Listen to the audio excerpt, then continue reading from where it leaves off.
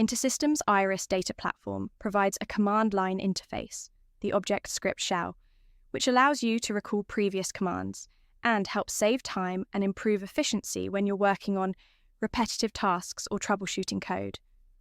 By using colon history, you can view a list of all commands run in the current session, making it easy to rerun or edit them, boosting efficiency and speeding up your workflow. To view all your previously executed commands in the current session, simply type colon history in the terminal. This generates a list of commands, each with a unique number. You can rerun any command by referencing its number.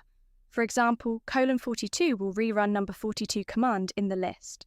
You can search for specific commands in your history using Control key with R key. This brings up a reverse incremental search, where typing part of a command will show matching commands from your history. It's a fast way to find and rerun what you need. InterSystems Iris also provides handy shell aliases for quick access to Python.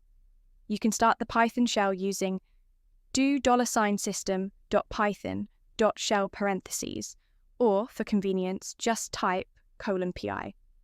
This makes it easy to switch between object script and Python seamlessly. Similarly, you can start the SQL shell by typing do $system.sql.shell parentheses, or even faster, by using the alias :SQL. This allows you to execute database queries instantly, improving the speed of your workflow. By leveraging command history and shell aliases in InterSystems Iris, you can significantly streamline your workflow and boost productivity. Try these features today and see how much time they save in your day-to-day tasks.